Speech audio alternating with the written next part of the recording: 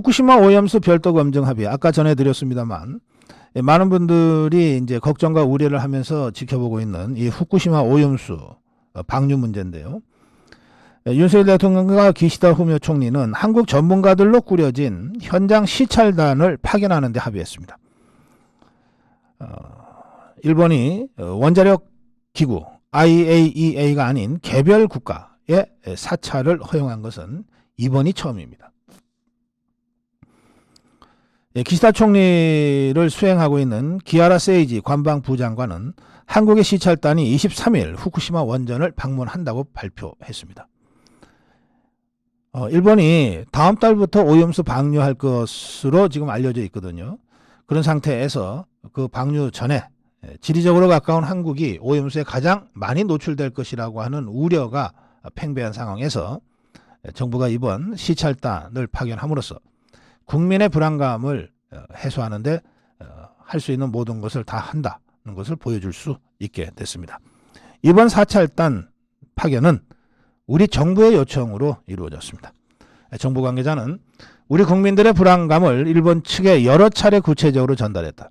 회담 준비 때부터 핵심 의제 중에 하나로 준비했다. 그리고 그것을 일본 측이 받아들였다는 겁니다.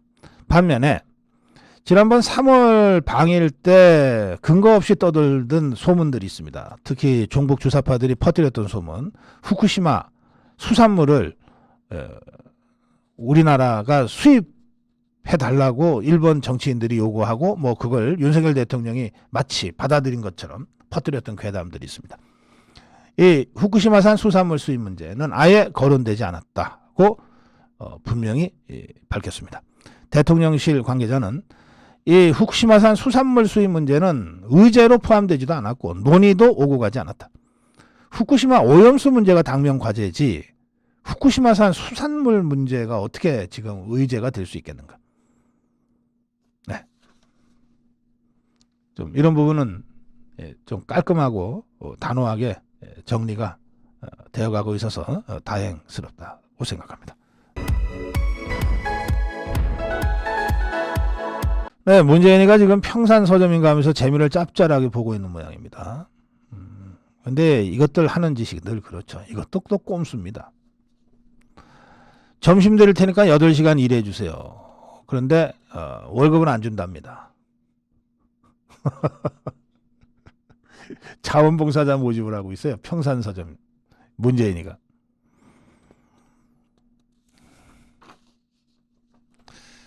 평산 책방 자원봉사자 모집글이 올라왔는데요. 오전에 4시간, 오후에 4시간 자원봉사할 사람 50명, 종일 8시간 자원봉사할 사람 포함해서 자원봉사할 사람 50명을 선착순으로 구한다는 내용인데, 아니 그게 책방이 무슨 교보 수준으로 큽니까? 무슨 50명이 필요해 도대체. 여기 정식 직원은 따로 있대는데. 그러면서 이렇게 자원봉사자로 활동을 할 때 혜택을 준다 그러면서 평산 책방 굿즈를 주고 점심 식사 및 간식을 제공하는데 단 점심 식사는 종일 봉사자에게만 제공한다 돼 있어요. 아침 4시간, 오후 4시간은 밥은 따로 나가서 먹으라 이 말이죠. 그런데 하루 종일 8시간 일하는 자에게도 종일 봉사자니까 월급을 주는 게 아닙니다. 문재인이가 2015년에 대통령 되기 전에 열정페이라는 이름으로 노동력 착취하는 일이 있어서는 안 된다. 커피숍에 일일 아르바이트 얘기하면서 그랬거든요.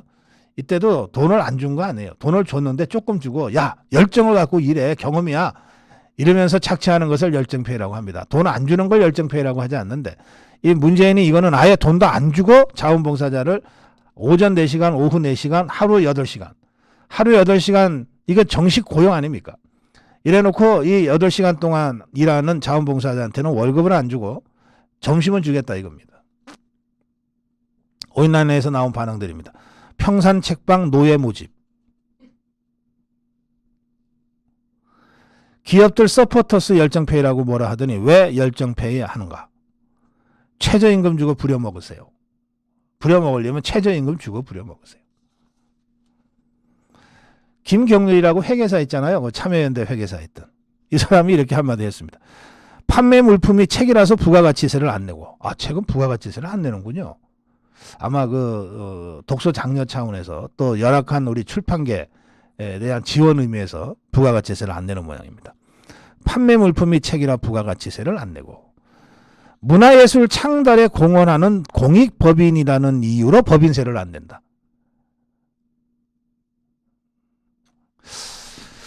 문재인이가 변호를 세무 관련 변호를 많이 했나? 노무현이가 세무 관련 전문 변호사였던 건 제가 알거든요. 노무현이한테 배웠나?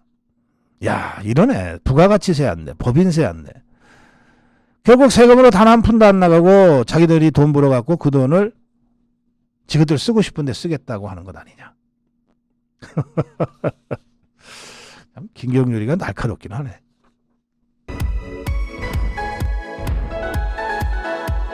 (86그룹도) 논란 김남국. 오늘도 제가 끝나는 시간을 못 맞추네요. 제가 미리 양해 좀 구할게요. 한 10분 정도는 더 해야 되겠습니다. 김남국이가 사흘 연속으로 입장문인지 해명글인지를 계속 올리고 있는데 이거 말이죠. 내면 될수록 집 아래 족쇄 채우고 있는 것 같습니다.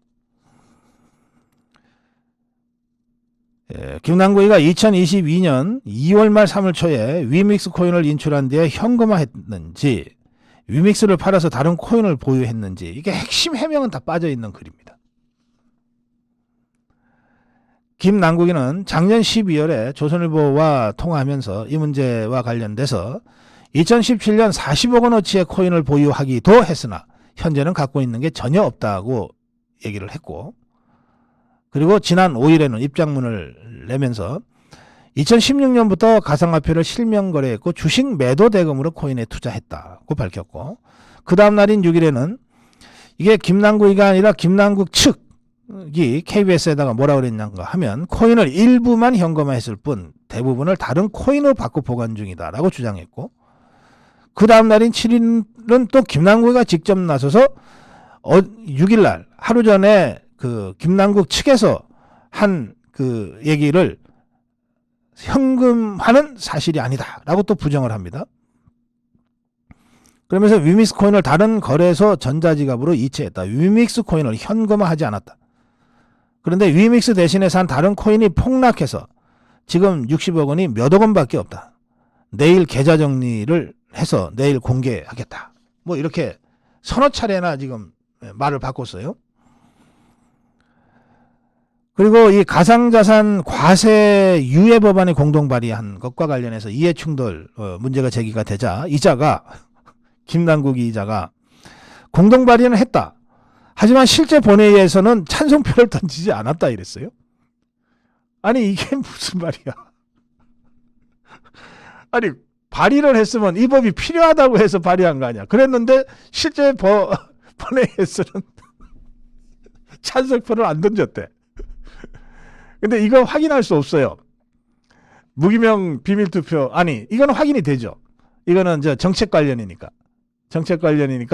이거는 누가 찬성 누가 반대가 전광판에 뜹니다. 이거 확인 좀 해보긴 해야 되겠네.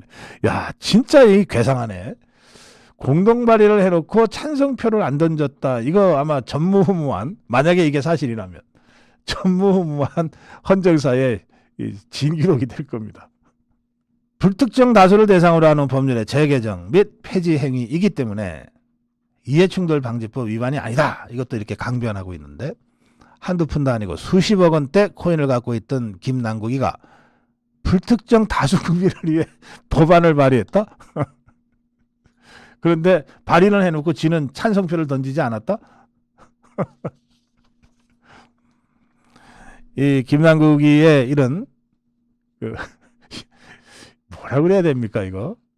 아주 현란한 카멜레온 같은 이 행태를 보면서 뻔뻔하기로는 도 같은 이 586들도 혀를 내두르고 있다는 게 조선일보 기자수첩입니다.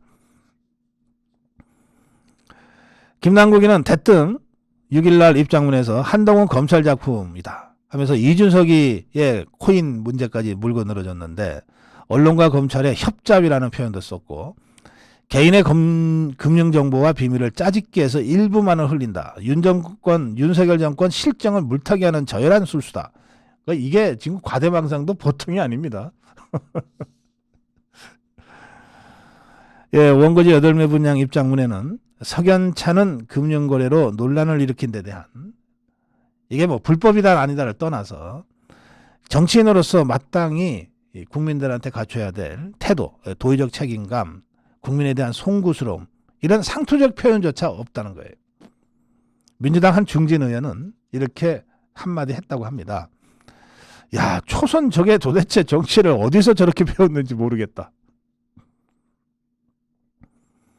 돈봉투 사태 때 국민의힘은요라고 동문서답하면서 뻔뻔하게 피해갔던 이 이재명이를 보고 배운 것 같다. 이 김남국이가 이재명의 그 대표적인 이재명 키즈죠. 코인 거래 내역에 대해서는 수차례 민감한 개인정보라고 말을 되풀이했는데, 국회의원이란 신분은 망각하고 변호사 출신 법리 기준만 따졌다. 이 조국이가 옛날에 정치판 들어오기 전에 법 미꾸라지, 법비, 법을 악용한 도적대, 법비, 법 미꾸라지, 이게 이제 전형적으로 이 김남국이에 해당되는 말 아니냐. 내로남불, 남탓, 물타기, 운동권 전통의 법꾸라지 DNA까지 이식됐다.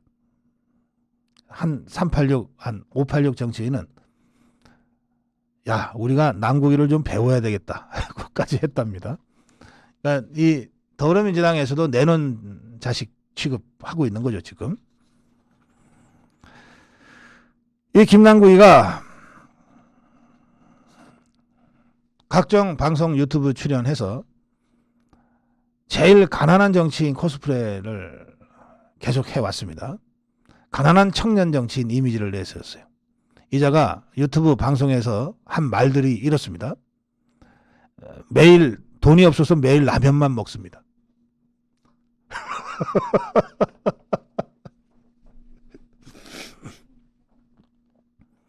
37,000원 주고 산 운동화에 구멍이 났어요. 아이, 돈이 없어서 저 호텔 대신에 모텔 생활합니다. 방 2개 안 빌리고 보좌진이랑 셋이서 잤어요. 제발 한 푼만 줍시오. 정치 후원을. 그래서 이자가 이렇게 구걸해갖고 모은 후원금이 지난해 3억 3,014만 원입니다. 국회의원 중에 1위, 후원금 1위입니다. 수십억 원대 코인을 뒷주머니에 차고 국민들에게 후원금 달라고 거짓 쇼를 한 거죠. 이자가 어떻게 해서 국회의원이 됐나? 예, 딴 거 아닙니다. 개싸움본부 변호사 경력으로, 대변인 경력으로. 조국 수호를 주도할 때 개싸움은 우리가 하겠습니다 하면서 개싸움 국민운동본부를 만들고 거기서 이자가 활동을 했어요. 그 덕분으로 그 덕분으로 민주당 공천받았죠.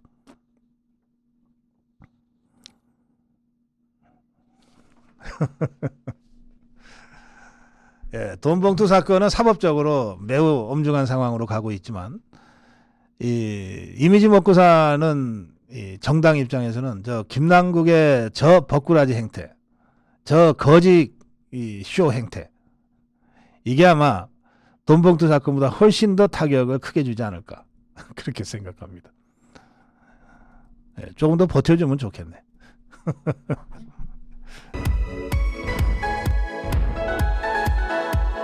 노무현, 조국, 문재인에 이어 박원순까지 다큐를 만든다고 하는데 다큐지만 이것들이 만드는 다큐는 다 픽션이에요. 다큐라고 하는 것은 역사 사실을 있는 그대로 보여주는 거거든요. 물론 있는 그대로 보여주는 것도 어떤 있는 현실을 보여주느냐라고 하는 선별 과정에 있어서의 편집, 또 뭐 이 과정에서의 어떤 정책 입장에 안 들어갈 수는 없지만 그래도 웬만큼은 객관적 사실을 보여주기 위해서 노력합니다. 그런데 이것들은 다큐라는 이름으로 소설을 쓰고 있어요. 다큐라는 이름으로 SF 만화 영화를 만들고 있습니다. 그게 노무현입니다. 뭐 조국이다. 뭐 문재인입니다. 예, 이어서 마침내 박원순까지 나왔습니다. 이제 곧 오거돈이도 나올 겁니다. 이재명이도 빨리 나와야 될 텐데. 성추행으로 피소된 직후에 비겁하게도 극단적 선택을 했습니다. 현직 서울시장이. 그 박원순이를 옹호하는 다큐멘터리가 7월 개봉을 공식적으로 발표했습니다.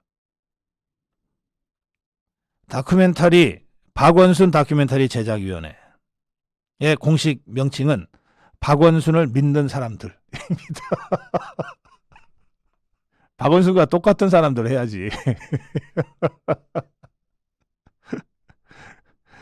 야, 그야말로 믿고 싶은 것만 믿는 사람들, 보고 싶은 것만 보는 사람들이 모여서 만든 다큐 영화가 박원순 다큐입니다. 영화 포스터를 2일에 공개했고 어제 현재까지 무려 4천여 명이 2억 원의 후원금을 냈다고 밝혔습니다. 좌파들이 돈이 많아요, 보면.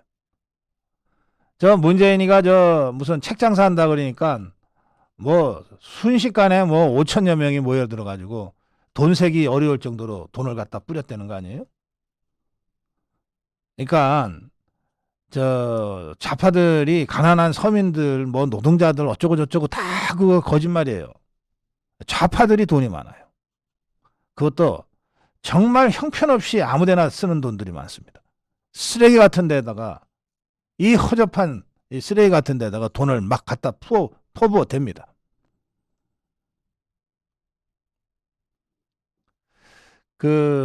왜 사이비 종교 집단에 홀려가지고 막 전 재산 갖다 바치는 이런 사람들 있잖아요. 그 도저히 정상적으로는 이게 상상이 안 될 정도 그런 사람들이 있잖아요. 이게 똑같아요. 문재인이한테 빠진 자들, 노무현이한테 빠진 자들, 조국이한테 빠진 자들, 심지어 박원순이한테까지 이렇게 사람들이 빠져버리네요. 그러면 뭐 집 팔고 못 팔고 다 팔아서 갖다 바치겠죠. 영화 제목은 첫 변론이라고 그러고요. 세상을 변호했던 사람, 하지만 그는 떠났고 이제 남아있는 사람들이 그를 변호하려 한다. 이것들 정말 감정선 건드리는 데는 하여튼 일가견들이 있어. 이 다큐는 이 영화는 오마이뉴스의 뭐 손병관이라는 이게 기자 모양이죠. 이 기자가 박원순의 측근들이 모여서 근무했던 게 6층이에요. 서울시청 6층. 그래서 서울시청 6층 사람들을 비롯한 50여 명을 인터뷰해서 쓴 책, 비극의 탄생이라는 책을 바탕으로 해서 제작이 됐다고 하는데, 이 책은 박원순으로부터 지속적으로 4년여 동안 성폭력을 당했다.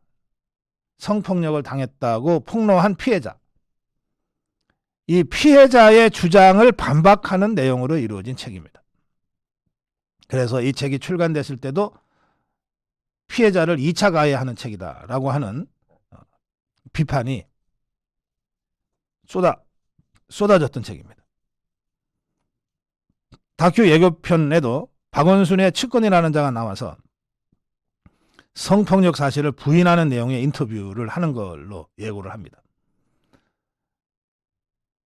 박원순이의 비서실장 지냈던 김주명이라는 자, 피해자 측이 반복적 성폭력 피해를 당했다고 언급한 데 대해서 전혀 그런 일 없었다. 피해자는 오히려 비서실에서 일하는 것에 자부심을 느끼고 있었다. 이 오마이뉴스의 손병관이라는 자, 이게 기자 모양이죠. 당사자 박원순입니다. 당사자가 이미 사망해서 더 이상 반론을 펴지 못하는 상황에서 피해자가 성폭력이라고 마음대로 얘기하는 것이다. 이렇게 주장했는데 되게 억울하겠네. 그러면 빨리 살려서 데리고 와. 손병관, 김주명, 강란희. 그렇게 억울하면 박원순이를 살려서 데리고 와. 직접 반론하게 해. 옆에서 주둥이들 나불거리지 말고. 이 박원순 다큐라고 하는 이 허접한 영화, 이게 그 종북 주사파 좌파들이 자기들이 정말 얼굴을 들지 못할 만큼 쪽팔리는 행동을 해서 부끄러워서 쪽팔려서 극단적 선택을 한 것을 본격적으로 분식하고 미화하는 이 좌파 영화의 전형을 밟고 있습니다. 불리한 내용은 지우고 자료 영상 측근 인터뷰만을 편집한 데다가 감성적인 이 음악과 이 분위기, 영상, 연출 이런 것들을 통해 가지고 영웅으로 만들어서 환생시키려고 합니다. 성폭력 피해자를 대리해온 김재련 변호사는 이렇게 얘기합니다. 박원순 다큐를 만든다면 박원순의 무책임한 행동과 잘못, 그리고 박원순의 4년여에 걸친 지속적인 성폭력을 인정한, 팩트로 인정한 국가인권위원회 결정, 이런 것들이 제대로 조명돼야 된다. 다큐라고 하면서 왜곡된 내용을 전파하면 이로 인해서 피해자의 2차 가해, 3차 가해는 심각해진다. 이에 대해서 배상할 각오를 해야 할 것이다. 이 김재련 변호사의 얘기는 이런 뜻입니다.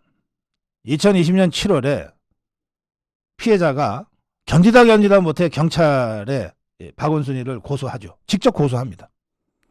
그 고소한 사실을 어떻게 알았는지 박원순이가 그걸 밤늦게 알고 그 다음날 아침에 산에 올라갔다가 극단적 선택을 한 사체로 발견이 되죠. 그래서 당사자가 이렇게 죽음으로써 해당 사건 공소권 없음으로 더 이상 수사하지 않습니다. 그런데 이 사건 6개월간 국가인권위원회는 피해자의 요청에 따라 조사를 했고 피해자의 주장이 대부분 사실로 인정된다는 입장을 밝혔습니다. 그러자 박원순의 아내 강란희가 이 인권위원회의 결정, 그러니까 박원순이가 성폭력을 지속적으로 했다는 이 인권위의 결정을 취소해달라면서 행정소송을 걸었습니다.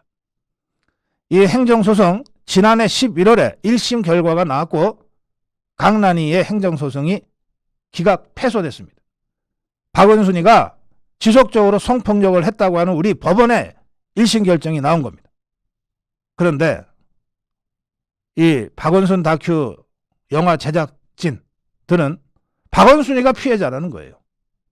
박원순이가 성폭력 가해자가 아니고 박원순이가 피해자라는 거예요. 그걸 영화 형식으로 빌어서 만들어서 4천여 명으로부터 2억 원이나 후원을 받으면서 본격적으로 영화 마케팅을 시작한 겁니다. 이 공개된 예고편만 보면 실제 영화가 어땠는지는 공개를 하지 않고 있기 때문에 이자들이 우리가 평가할 수 없습니다.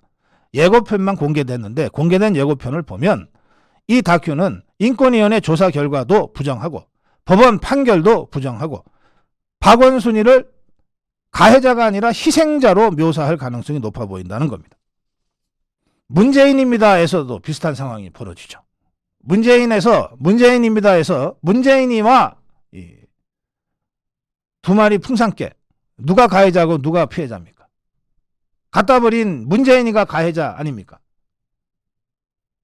그런데 내팽개쳐진 두 마리 풍산개는 나타나지 않고 이걸 갖다 버린, 돈 몇 푼 때문에 갖다 버린 문재인이하고 김정숙이는 풍산개를 돌려보내는 날, 갖다 버린 날, 김정숙이는 눈물을 보이고 문재인이는 이 두 풍산개가 갇혀 살던 철창을 어루만지는 다큐 장면이 나옵니다. 이 개만도 못한 것들이 개 두 마리 갖다 버리고 그걸 이런 식으로 신파처럼 만들어냅니다. 이 영화를 전주영화제에서 공개했는데 영화평 앱에는 이 영화를 보고 난 가장 많은 추천평, 잊히고 싶다면서요 였어요. 문재인, 너 잊히고 싶다면서 너 지금 무슨 짓 하는 거야? 이게 이 영화의 가장 많은 영화평이었습니다. 조국이 그대가 조국이라는 이 영화, 아주 감성적인 음악, 영상, 편집, 내레이션으로 조국이를 희생자로 포장합니다.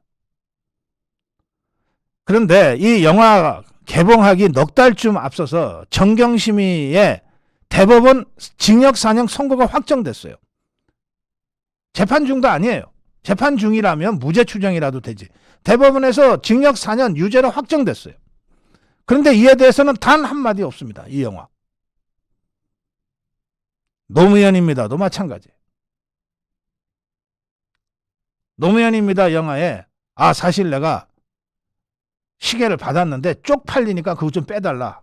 그거 이인규 중수부장한테 얘기했다. 그런 제목이 있습니까? 원래 좌파 평론가였는데 요즘은 조금 생각이 달라진 건지, 원래 좌파가 이래야지 사실은. 유창선이라고 있어요. 이 사람이 이렇게 얘기했습니다.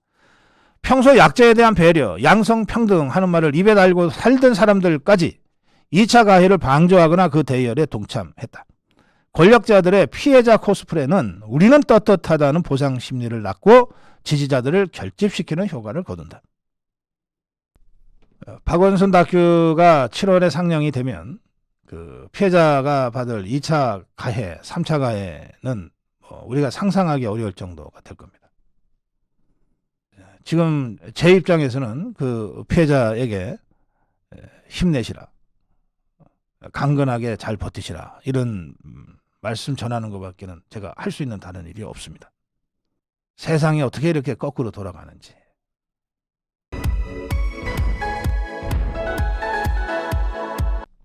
돈봉투 강래구 구속됐습니다. 돈봉투 살포 의혹의 핵심 피의자 강래구가 17일 전에 첫 번째 구속영장이 기각이 됐어요. 검찰로서는 정말 탁 팔에 힘이 빠지는 순간이었을 텐데, 검찰이 여기서 포기할 수는 없다 그러고 이 강래구라는 자 증거인멸을 한 정황들을 다시 보완 수사해서 영장 청구를 다시 했고, 이번에는 영장 전담 판사가 바뀐 상태에서 이번에는 구속영장이 집행됐습니다. 검찰이 보완해서 제시한 증거인멸 정황은 이런 것들입니다. 강래구가 휴대전화를 초기화해가지고 제출을 했어요. 이것들은 어떻게 수법도 똑같으냐. 송영길이 전화기 초기화, 깡통 휴대폰 갖다 낸 것과 똑같이 강래구도 했습니다. 또 강래구가 먹고 사는 연구소 먹사연, 이 관계자들하고 연락을 주고받고 사무실 하드디스크 교체하는데 개입한 정황도 포착이 됐습니다. 그러니까 증거인멸을 하려고 한 거죠. 그래서 증거인멸의 우려가 크다 하고 구속이 됐습니다. 검찰 화이팅 하세요.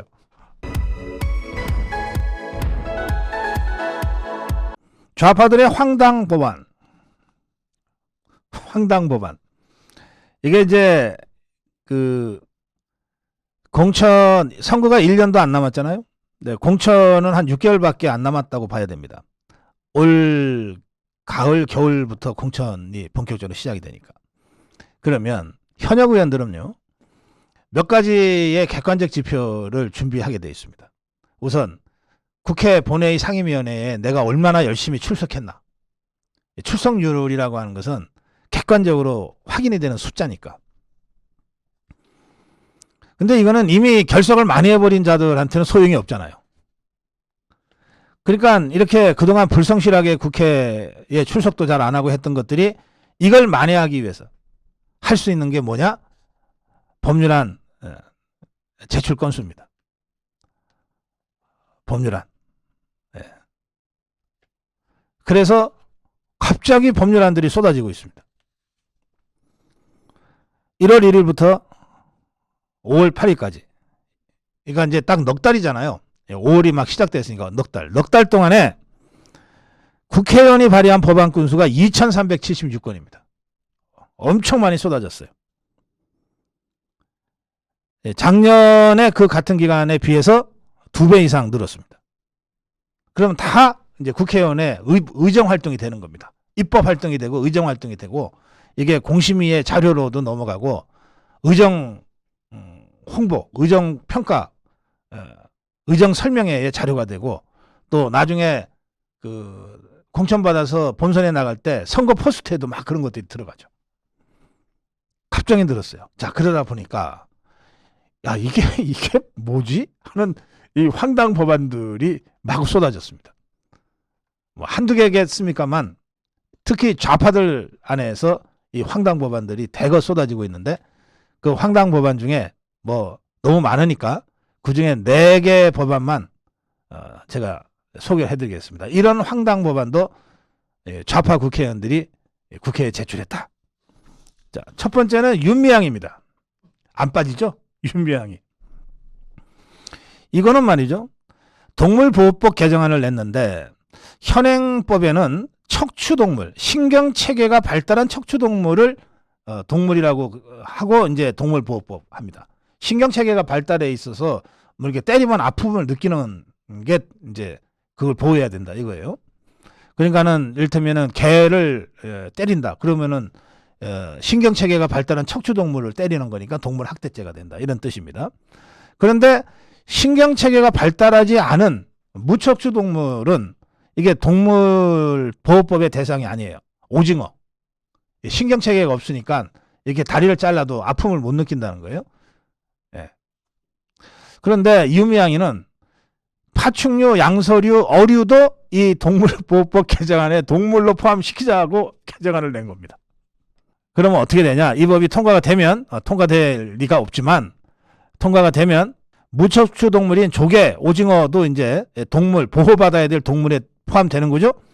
그런데 현행 10조에는 동물 학대 금지 조항이 있어요. 보호해야 될 동물을 이러이러하게 학대하면은 처벌하는 겁니다. 그럼 이거와 이 동물보호법 개정안이 조개, 오징어까지 동물 보호해야 될 동물로 포함되면 어떻게 됩니까? 오징어 회 먹는 사람 다 감옥 갑니다. 회 치는 사람은 중범죄로 속하는 거죠. 계속 살인하는 거랑 비슷합니다. 해산물 산채로 먹는 거 전부 다 동물 학대죄가 됩니다. 제가 고기 못 먹는 거 아시죠? 이 윤미향이 이것이 저를 표적으로 해서 이 법을 만든 거 아닌가 싶습니다. 자, 이런 법도 법안이에요. 이 법도 법안 하나입니다. 자, 김남국이도 하나 있어요. 하나만 있겠습니까만 시간이 없으니까 하나만. 이 자는 참 교활한 자입니다. 암에 걸렸다가 생존한 사람들, 보통 생존자 그러면은 이제 5년이 지나서까지 생존이 되면 이제 생존자 이렇게 얘기하는데 이들에게 문화이용권을 지급하자는 암관리법 개정안을 발의했어요. 그러니까 좋은 일이죠. 이거 하려 그러면 요즘 암에 걸렸다가 이 생존 회복해서 생존하는 분들이 굉장히 많거든요. 우리 암 치료 시술이 굉장히 높은 수준이고 또 전체적으로 세계적으로 암을 정복하기 위한 여러 가지 새로운 의료 시술들이 있어서 암에 걸렸지만 뭐 대수롭지 않게 생각하는 분들이 많습니다. 그리고 실제로 암을 극복하고 생존에 성공하는 분들이 많아요. 우리나라 사람들이 제일 많이 걸리는 암 중에 이 위암 같은 경우에 생존율이 90%를 넘는다 그러잖아요. 자, 그런데 그 생존자들에게는 문화이용권을 지급하자는 거예요. 김남국이의 대표적인 포퓰리즘 발언 법안입니다. 이렇게 되면 연평균 1440억의 예산을 더 추가로 지급해야 되는데 이 사람들이 앞으로 계속 늘어갈 거라고요. 근데 이게 왜 좌절되냐 하면 그러면 생명에 위협을 줄 다른 질병에서 회복된 사람들은 어떡할 건데?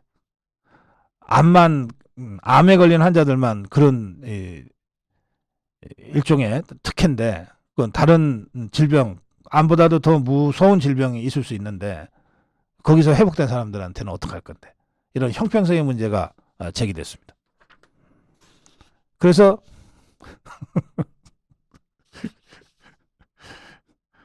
뭐 지금 계류 중인 것 같은데 안 될 겁니다.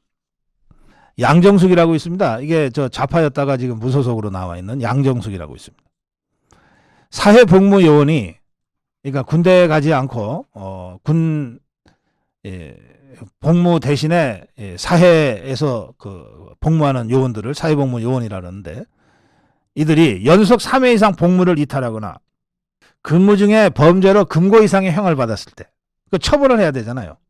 근데 이자가 처벌을 어떻게 하자고 그랬냐면 현역병 입영하는 처벌을 내리자 이랬어요. 언뜻 들으면 그렇듯하지만 그러면 현역병으로 입원하는 사람은 다 처벌받을 범죄를 저지른 사람들이 되는 겁니다. 현역병에 입원한 것 자체가 무슨 처벌받는 것처럼 전제가 돼 있는 법이에요. 그러니까 현역병을 범죄자 취급하냐? 군대 공익 벌 주는 곳이 군대냐? 이렇게 하자 법안을 서둘러서 철회했습니다. 예, 군대가 뭔지도 모르는 거죠. 이용선이라고 있습니다. 무슨 좌파 시민운동 오랫동안 한 사람인데 이 사람이 또 낸 법안 중에는 반려동물이 아플 경우에 최장 5일의 휴가를 사용할 수 있는 법을 제출했어요. 지금 1000만 반려인이라고 그러니까 1000만 명의 표가 탐이 났던 모양이죠. 그런데 그럼 반려동물 키우지 않는 직장인은 그럼 뭐냐 말이에요. 고생해서 일하는 사람도 휴가 다 찾아먹기가 어려운 팍팍한 현실에서 반려동물 아프다고 5일씩이나 휴가를 주자고 법을 만든다는 게 이게 제정신이냐. 자, 뭐 찾아보면 황당 법안은 훨씬 더 많이 있을 겁니다. 근데 특징은 이겁니다. 좌파들이라는 거예요. 이것들이 이렇게 황당 법안을 내는 이유는 두 가지입니다. 첫째, 무식해서. 법을 내려면 앞뒤 전후 좌우를 다 살펴보고 해야 되는 거거든요. 무식하니까 그게 안 되는 거예요. 둘째, 표라면은 그냥 불에 달려드는 분화방처럼 뛰어듭니다. 일단 표다 싶으면 뛰어들어요. 뛰어들어 놓고 보는 거예요. 자, 예컨대 이 이용선이라는 자, 지금 이거 철회는 되겠지만 반려가족들한테는 나 사실은 이런 법안까지 제출했던 사람입니다 하고 접근하기가 얼마나 쉬워요. 이 김남국이 같은 자, 법안은 통과 안 되더라도 제가요 암 회복한 분들한테는 제가 이런 문화이용권을 드리자고 제가 법을 했는데 그 무식한 것들이 반대하는 바람에 이렇게 할 거 아닙니까? 모르겠어요. 윤미향이는 개나 오징어, 새우한테 가서 표를 달라 그럴지 모르겠는데 이게 너무나 황당하지만 나름 계산이 빤한 거예요. 나름 계산이 빤한 거예요. 표가 된다? 지른다. 그래서 이거 잘 대처해야 됩니다. 잘못 대처하면 말립니다. 잘못 대처하면 말려요. 마치 우리 자유파는 반려동물 또 반려인들을 배려하지 않는 사람인 것처럼 또는 우리 자유파는 이 암 환자나 암에서 회복된 분들을 배려하고 존중하지 않는 것처럼 말려 들어가는 수가 있어요. 그래서 이런 황당 법안이니까 너무나 황당하니까 하고 넘어갈 것이 아니라 그것이 얼마나 황당한지를 잘 설명하고 아주 꼼꼼하고 세련되게 잘 대처해야 됩니다. 송영길이의 보좌관한테 스폰서 김 씨가 직접 돈을 줬다는 진술이 확보됐다고 합니다. 돈봉투 살포 사건을 진행 중인 검찰은 스폰서로 알려진 사업가 김모 씨, 이 사람으로부터 강래구한테 준 것과 별도로 송영길이 보좌관한테 직접 수천만 원을 건넸다, 이런 진술을 확보했다고 합니다. 강래구한테도 주고 송영길이 보좌관 박모라는 자한테도 줬는지 아니면 처음부터 박모라는 자한테 줬는지는 좀 정확하지가 않습니다. 서울중앙지검 반부패 수사 2부는 이 사업가 김모 씨를 참고인 신분으로 조사하는 과정에서 송영길의 보좌관 이 박모라는 자에게 수천만 원을 줬다는 취지의 진술을 받았다고 합니다. 검찰은 당초 이 강래구가 8천만 원을 마련하는 과정에서 이 8천만 원이 이제 300만 원짜리 돈봉투로 만들어져서 윤관석이 이성만이가 돌렸다는 건데요.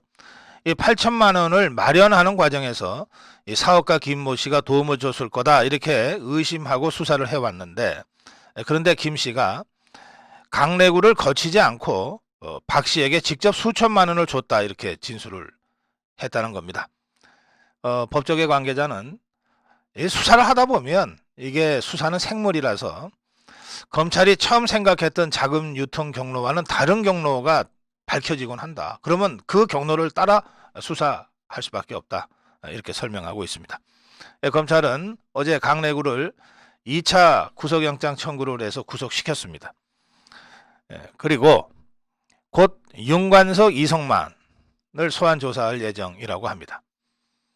그리고 나면 이제 그렇게 수사받고 싶어 안달인 송영길이를 직접 불러서 수사를 할 겁니다. 조금만 더 기다려, 송영길. 곧 수사받을 수 있어.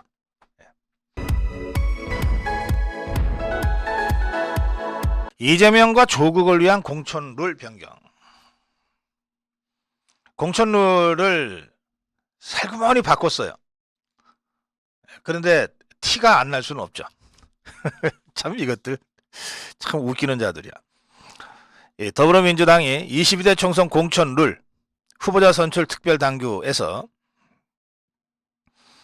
유죄 판결을 받고 재판을 받고 있는 후보자를 부적격 처리하는 규정을 삭제해버렸어요. 아예 고치지도 않고 삭제를 해버렸어요. 그래서 이렇게 22대 공천룰을 확정했는데 이 룰대로라면 1심이건 2심이건 1심에서 유죄 판결 받고 항소해서 2심에서 재판받는 경우들이 있지 않습니까? 조국이가 그런 케이스입니다. 또 이재명이도 곧 1심 선거법 재판에 유죄가 날 가능성이 많거든요. 그러면 이자가 그냥 승복하겠습니까? 당연히 항소해서 2심 가죠. 그렇게 1심에서 유죄 판결을 받아도 항소해서 2심으로 가면 여전히 재판 중이고 그리고 유죄 확정이 안 된 상태 아닙니까? 대법에서 최종 확정되기 전까지는. 그런 경우에는 공천 부적격자로 규정할 수 없다는 거예요. 그러니까 그런 경우에는 공천을 받을 수 있다는 뜻입니다. 그래서 이거는 이재명이하고 조국이를 출마시키기 위한 셀프 구제 룰이다. 이런 비판이 딴 데가 아니고 더불어민주당 내부에서 나오고 있습니다. 사실 여러분이나 저나 더불어민주당의 지그들끼리 하는 공천 룰이 어떻게 바뀌었는지 별로 관심 없잖아요. 근데 더불어민주당 안에서는 이게 굉장히 심각한 문제인 거예요. 야, 아무리 우리가 뻔뻔한 파렴치 당이라 하더라도 어떻게 1심에서 유죄받은 자한테도 부적격자가 아니니까 공천을 주자라고 하는 식으로 룰을 개정할 수 있냐. 야, 우리 뻔뻔해도 너무 뻔뻔한 거 아니야? 이런 얘기들이 더불어민주당 안에서 나오고 있다는 겁니다. 민주당이 4년 전에 21대 총선, 2020년 총선을 앞두고 만든 공천 룰에는 뇌물, 성범죄 등 형사범 중에 하급심 1심에서 유죄 판결을 받고 항소해서 2심 재판을 받고 있는 자는 부적격 처리할 수 있다. 이렇게 규정되어 있었거든요. 그러니까 이걸 싹 없애버린 거예요.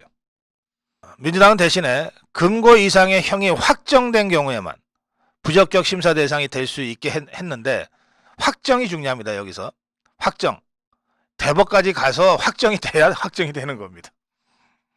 이제 조국이란 자 1심 나오는데 3년 6개월인가 걸렸잖아요. 2심 또 얼마나 걸릴지 모르고 또 이걸 대법까지 가져가면 또 얼마나 걸릴지 모르는데 그때까지는 어쨌든 조국이 이거는 지가 하고 하기만 한다면 공천 신청할 수 있고 그럴 경우에 당은 불이익을 줘서는 안 된다 이렇게 되어 있는 겁니다. 저는 솔직히 얘기하면 이재명이 조국이 다 공천 줬으면 좋겠어요. 더불어민주당이. 이재명이도 공천 주고 조국이도 공천 주고 또 누구 있나? 노웅래도 공천 주고 또 뭐 윤미향이 이런 것들도 다 공천을 줬으면 좋겠어. 최강욱이도 주고 김의겸이도 주고 다 출마시켰으면 좋겠어. 그래서 더불어민주당이 더러운 쓰레기당이 돼서 국민들 앞에 나타났으면 좋겠어요. 우리 한국 정치 발전을 위해서는 참 안 된 일이지만 당장 총선 승리만 생각하면 이것들이 그런 쓰레기들을 쫙 전면에 공천해주면 좋겠어요. 비명계가 기가 막힐 노릇이죠. 이것들 때문에 지것들까지 죽게 생겼으니까. 그래서 비명계에서 나오는 얘기는 이런 얘기입니다. 야, 공천 룰에 손본다는 얘기가 있었지만 야, 정말 삭제해버릴 줄은 몰랐다. 완전히 한 방 먹었다.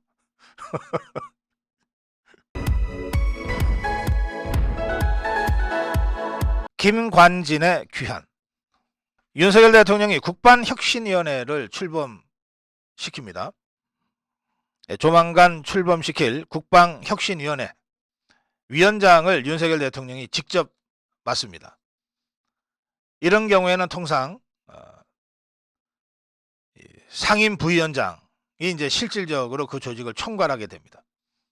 이를테면 평통 있지 않습니까? 평화통일자문회의. 회의 의장은 대통령이 맡습니다. 그럴 경우에 평통 수석 부의장이 이 평통을 총괄하는 것이거든요. 그런 식으로 국방혁신위원회 위원장을 대통령이 직접 맡으면 그 밑에 상임 부위원장, 수석 부위원장이 이 혁신위원회를 직접 이끌어가게 된다는 뜻인데, 이 수석 부위원장에 김관진 전 장관을 내정한 것으로 알려졌습니다. 대통령실 관계자는 김관진 장관이 과학기술 강군을 향한 윤석열표 국방혁신을 주도적으로 이끌게 될 것이다. 문재인 종북 주사파 정권 때 가장 공격을 많이 받았던, 그리고 감옥살이까지 했던 김관진 장관, 지금 구속됐다 풀려난 상태에서 재판이 아직 완전히 마무리되지는 않았습니다. 6년 만에 안보 현장에 복귀하게 되는 셈입니다. 윤석열 대통령은 이 국방혁신위원회를 구상할 때부터 김관진 장관을 위원으로 낙점했고, 그리고 국방부 청사에 김관진 전 장관의 근무할 사무실도 마련하라고 지시했다고 합니다. 국방혁신위원회, 이 국방혁신위원회는 대통령이 위원장을 맡고 위원장을 포함해 11명 이내의 위원으로 구성되는데, 하는 일은 국방혁신 계획을 수립하고 그와 관련된 법령 재개정을 추진하고, 그리고 정책 조율을 담당합니다. 대통령이 위원장이고 여기에 김관진 장관이 부위원장으로 내정되어 있는 상태에서 11명 이내의 위원 중에는 당연직으로 국가안보실장, 국방부 장관이 포함됩니다. 김관진, 여러분들 너무 잘 알고 좋아하는 군인이죠. 이명박 박근혜 정권에 걸쳐서 국방장관을 지냈고 청와대 국가안보실장을 지냈습니다. 북한에 대해서 가장 강력한 대응 기조를 유지했던 사람으로 평가됩니다. 김관진이 국방장관 취임 당시에 했던 발언이 다들 기억할 만한 그런 발언인데, 북한 도발 시 선조치 후 보고하라. 선조치 후 보고하라. 그래서 북한이 가장 두려워하는 국방장관이라는 별칭을 얻게 됐죠. 선조치 후 보고, 원점 타격. 이걸 강조한 이유는 군인이 북한 도발이 있을 때 괜히 잘 알지도 못하는 정치적 정무적 고려를 한답시고 꾸물거리고 주저주저 하지 마라.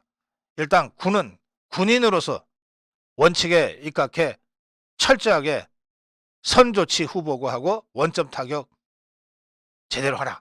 이런 지시였습니다. 이때 원점 타격은 상대방 도발의 그 지점을 타격한다는 뜻도 있고, 도발에는 3배로 응징한다는 뜻도 포함되어 있습니다.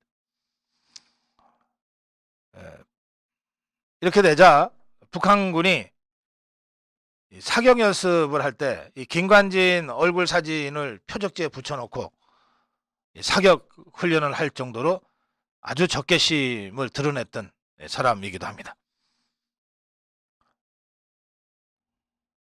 또 도발에 대해서는 타협 없는 원칙적 대응 지시가 엄격하게 군 전체에 내려져 있는 상태였기 때문에 북한이 도발을 할 경우에는 원점 타격 즉각 응전이라고 하는 우리 한국군의 대응을 염두에 두고 도발하지 않을 수 없게 되는 바람에 2번 도발할 거 1번 도발하고 하는 식으로 북한의 도발을 실제로 억제하는 효과가 있었다. 그 하는 전문가들의 분석도 있습니다. 그래서 나온 용어가 김관진 효과라는 말입니다.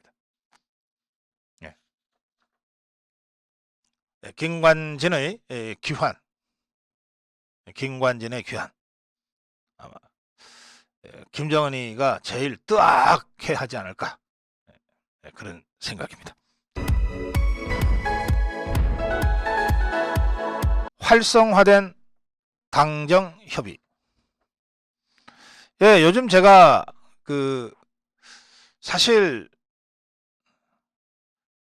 저희 고성국 TV도 언론이기 때문에 뭘 잘한다고 칭찬하는 것은 왠지 좀 꺼려질 때가 있어요. 뭘 못한다고 막 질타할 때는 이게 언론 본연의 역할을 하는 것 같기도 하고. 그런데 저희가 그런 또 다른 의미에서의 프레임이죠. 여기에 빠지지 않고 시시비비를 제대로 가려가려고 합니다. 잘한 건 잘한다, 잘못한 건 잘못한다. 지금 국민의힘 박대출 정책위 의장 참 잘합니다. 참 잘해요. 당정협의가 활성화되는 데는 박대출 정책위 의장의 역할이 결정적이라고 저는 생각합니다. 사실 당정협의라고 하지만 당과 정부가 만날 때 당에서 정책위 의장이나 상임위원장이나 또는 상임위 간사가 나가면 정부에서는 장관이 안 나올 수가 없거든요. 정말 뭐 해외 출장가 있다거나 할 때나 차관이 나오는 거지, 다 장관이 나와야 됩니다. 그런데 정부 입장에서 이게 집권당과 함께 정책 협의를 하는 것이니까 뭐 기피하거나 이럴 일은 아니지만 사실 귀찮은 일이고, 또 당정협의를 하다 보면 정부가 당의 입장을 계속 받아주고 그걸 정책에 반영해야 되는, 맞으면 숙제를 계속 안게 되는 그런 자리가 된단 말이에요. 그런데 이제 집권당 입장에서는, 아니 당신들은 우리가 정말 목숨 걸고 싸워서 쟁취한 권력에 의해서 임명된 사람들이니까 마땅히 우리가 국민 의견을 수렴해서 당신들한테 요구하는 것을 감당해야 될 책임이 있지 않냐. 그게 싫으면 그만둬라. 이제 이런 입장을 견지하게 되는 거죠. 그래서 웬만하면 정부가 당정협의를 좀 덜 했으면, 해도 대충 했으면 하게 돼 있습니다. 그런 거를 잡아채서 당정협의를 적극적으로 활성화시키고 하는 거가 생각만큼 쉬운 일은 아니에요. 그 정도의 강력한 추진력, 정무적 감각이 있어야 되는 일입니다. 박대출 정책위 의장, 이번에 당정협의를 하면서 대규모 주식 폭락 사태 원인 규명 및 재발 방지 대책 당정협의회를 열었습니다. 이게 SG증권발 주가 폭락 사태를 계기로 문재인 좌파 정권 종북 주사파 때 추미애가 폐지해버린 금융증권 범죄합동수사단, 이거를 지금 한동훈 장관이 이걸 복원시켜서 운영하고 있지만 이게 임시적 한시적으로 운영하고 있는 상황인데, 이것을 합동수사부로 아예 전환하겠다, 이걸 위한 법 개정도 추진하겠다, 이런 정책 협의를 했습니다. 주가 조작 범죄 시 기존 형사처벌을 함과 동시에 거기에 더해서 이 주가 조작으로 얻은 부당이익의 2배를 환수하는 과징금제를 도입하고, 주가 조작 행위자에 대해서는 10년간 자본시장 거래를 제한하고 상장사 임원 자격도 제한하는 방안도 추진하겠다고 했습니다. 또 이게 주가 조작과 같은 화이트 범죄는 밖에서 파악하기가 쉽지가 않아서 내부 고발에 의지해서 수사를 하는 경우들이 왕왕 있는데, 이 경우 내부 고발자에게 포상금 한도를 지금까지는 20억이었습니다. 포상금이 뭐 20억이나 되냐 하겠지만 이 주가 조작 사건은 보통 몇 천억 단위거든요. 조 단위의 범죄가 벌어지니까 그 조 단위 범죄로 인한 수십만의 이 피해자들을 막기 위한 내부 고발이라고 하면 뭐 20억 주는 거 뭐 아깝지 않다고 저는 생각합니다. 그런데 이 포상금 20억 한도를 40억 원으로 높이겠다. 그리고 자진 신고를 할 경우에는 감경시키는 제도도 도입하겠다. 오늘 어제 당정협의회에서 이런 내용들이 협의가 됐습니다. 박대출 정책위 의장은 합수단을 현재 파견 형태의 임시직제로 운영하고 있는데 금융증권 범죄 합수부로 아예 상설화시키겠다. 합수단을 정식 직제로 전환해 조직 안정성을 보장하고 수사 효율성을 높이겠다.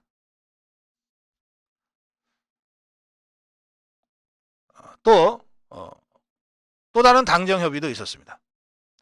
국민의힘 정책위원회와 이번에는 국토교통부입니다.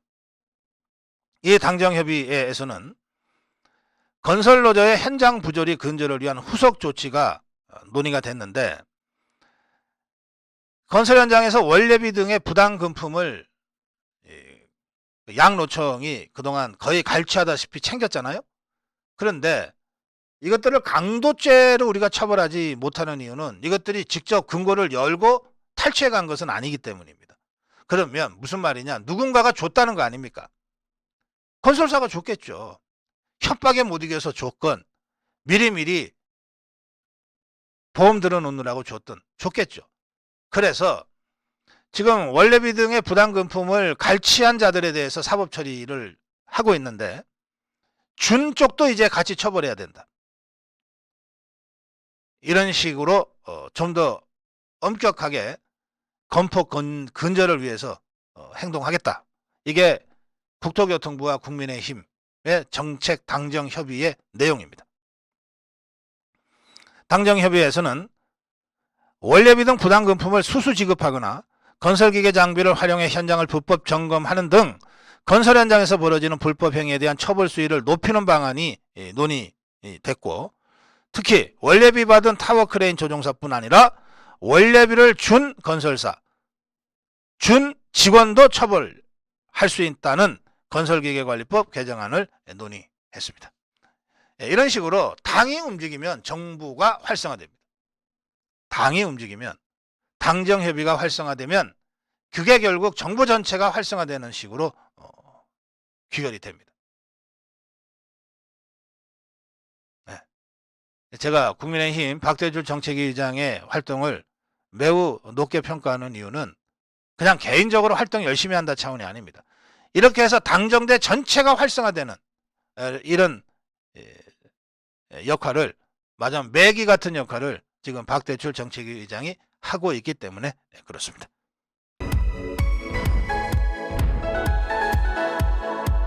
네이버 카카오를 어찌할꼬. 국민의힘의 김기현 대표는 이미 3년 전에 네이버 카카오 등 포털 사이트 대표와 임직원에게도 청탁금지법, 이른바 김영란법을 적용하는 내용의 법안을 발의한 바가 있습니다. 이번에 김기현 대표는 네이버 카카오 등 포털 사이트 대표와 임직원에게 김영란법을 적용하는 내용의 법안 등 포털 관련 법안 처리를 당에서 중점적으로 추진하라 이렇게 지시했습니다. 포털 사이트 등 온라인상에서 각종 여론 조작이나 정치 공작이 일어날 수 있다는 우려가 큰 것이 사실 아니냐. 그걸 막기 위한 최소한의 예방장치로 김영란법 적용 대상에 집어넣는 것을 검토하라. 이런 지시입니다. 박대출 정책위 의장은 네이버 뉴스는 알고리즘이 아니라 속이고리즘이다 라고 이미 어제 강력하게 규탄한 바가 있고 이철규 사무총장도 이제 네이버는 더 이상 방치해둘 수 없는 괴물이다. 이렇게 네이버 개편의 필요성을 강력하게 촉구한 바가 있습니다. 박대출 정책위 의장도 이미 3년 전에 2020년입니다. 네이버 카카오 등 포털 사이트 대표를 김영란법 적용 대상에 포함시키는 청탁금지법 개정안을 발의해 놨습니다. 그리고 이 법안은 현재 국회 정무위에 계류 중입니다. 그런가 하면 김기현 대표가 직접 발의한 법은 이겁니다. 매크로 프로그램 등을 통해 여론 조작을 하는 행위를 금지하고 처벌하는 규정, 정보통신망법 개정안입니다. 이 개정안, 김기현 대표가 3년 전에 직접 발의한 개정안은 추천수 등을 조작할 경우 2년 이하의 징역이나 2천만 원 이하의 벌금형을 받도록 했습니다. 과거의 드루킹 사건이 바로 이런 것인데, 과거의 드루킹 사건은 이 정보통신망법에 의해서 처벌받은 것이 아니라 그 당시에는 이 법이 없었기 때문에 형법상 업무방해죄가 적용돼서 처벌받은 바가 있습니다. 또 국민의힘은 포털 사이트 등을 이용하는 사람의 IP 주소지의 국적 등을 표시하는 정보통신망법 개정안도 추진하겠다고 밝혔습니다. 북한이 해외에 IP 주소지를 두고 국내 현안 이슈에 대한 여론 조작을 하는 사례가 빈발하고 있는데 이것을 원천적으로 막기 위한 조치입니다. 국민의힘 관계자는 내년 4월 총선을 앞두고 기울어진 포털 사이트, 기울어진 방송, 라디오 등에 대한 당 지도부의 고민이 깊은 상황이다. 이랬습니다. 해법은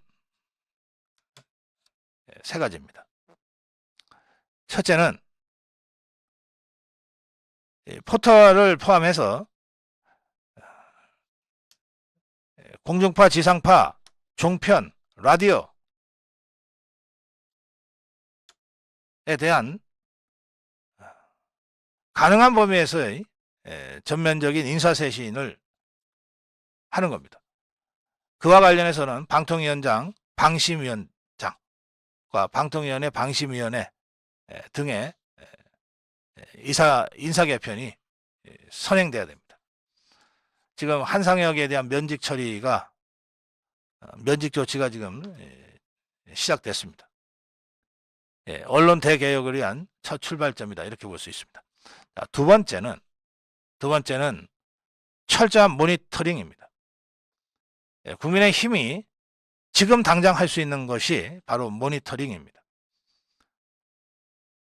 자꾸 노영방송이다, 편향된 방송이다라고 총론적으로만 문제 제기할 것이 아니라 구체적으로 문제가 심각한 시사 정치 프로그램을 당에서 필요하면 국회의원들이 한두 개씩 프로그램을 맡아서라도 모니터링을 해야 됩니다. 그래야 저 종북 주사파들이 언론을 통해서 무슨 장난질을 하고 있고 무슨 공작을 벌이고 있는지, 얼마나 편향된 방송을 하고 있는지 알 수 있는 것 아닙니까? 모니터링한 결과를 근거로 해서 지속적으로 문제 제기를 해야 됩니다. 그다음에 세 번째는 지상파, 종편, 라디오, 시사, 정치 프로그램, 다른 프로그램도 마찬가지입니다만 예능 프로그램 포함해서 진행자와 패널들에 대한 전면 교체를 추진해야 합니다. 지금 각종 프로그램을 맡고 있는 진행자나 단골 패널로 출연하고 있는 패널들은 다 문재인 종북 주사파 정권 5년 동안에 정치적 이념적으로 찌들 대로 찌들고 저를 대로 저런 오염된 자들이 대다수입니다. 전면적인 재편이 필요해요. 이것을 끊임없이 정부 차원에서 또 당 차원에서 그리고 국민 차원에서 압력을 가하고 퇴출시키면서 완전히 새로운 방송 언론 환경을 만들어 가야 합니다. 아무리 노조가 장악하고 있는 노영방송이라 하더라도 국민 전체의 분위기가 그렇게 나가면 그것들 감히 대놓고 편파, 이념 오염 방송 못합니다. 우리가 할 수 있는 걸 최대한 다 하고 그리고 국민들에게 호소하는 것이 이 사안의 경우에 꼭 필요하다. 우리가 할 수 있는 것조차 제대로 하지 않고 자꾸 기울어진 운동장 타령이나 하고 있으면 언론이 그냥 바뀌지 않습니다. 할 수 있는 일부터 직접 행동하자. 이 문제를 좀 제가 강조해서 말씀드립니다.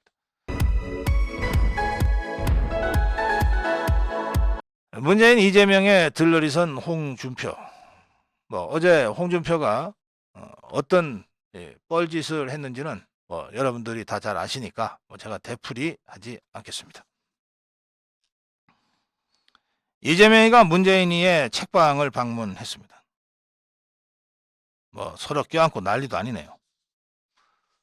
돈봉투 사태, 김남구의 코인 사태로 지금 그야말로 바람 불면 꺼져버릴 풍전등화와 같은 더불어민주당 이재명이가 이재명 능력으로 이걸 수습할 수 있겠습니까?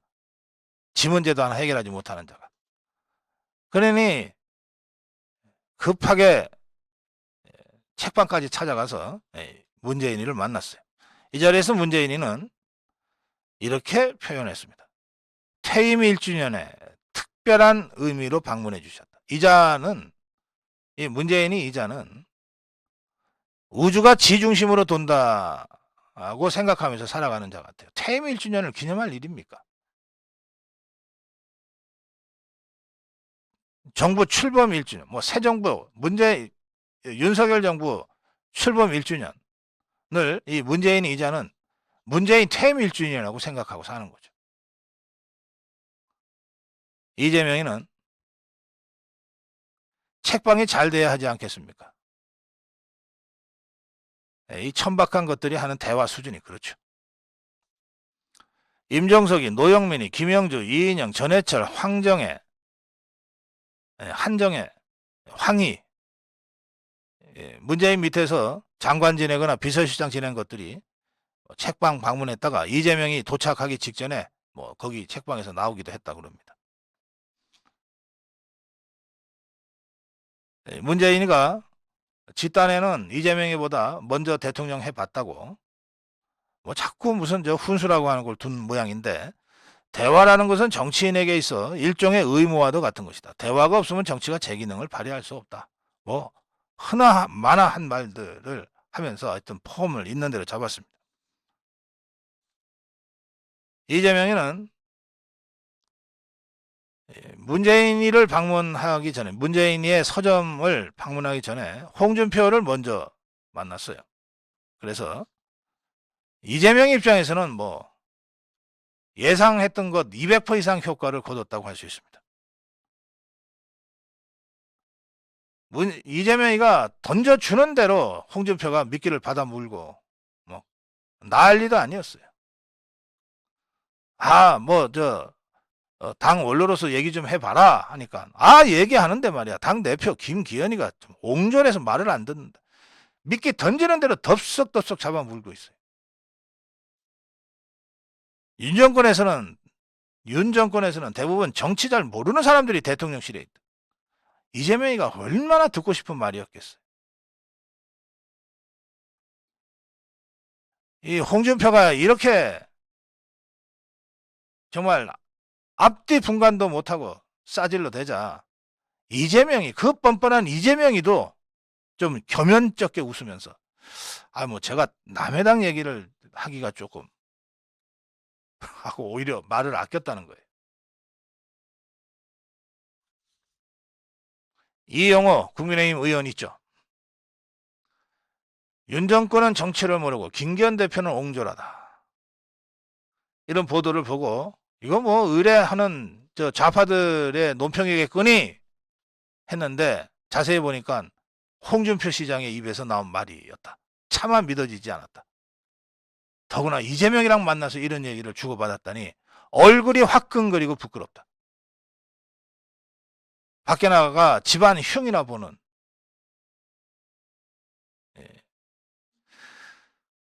그러면서 집단에 정치 좀 안다고 하는 홍준표가 이재명이한테 완전히 이용을 당한 꼴이다. 이런 지적을 했다고 하는데 참 입이 더러울까봐 이 홍준표 얘기는 더 이상 하지 않겠습니다.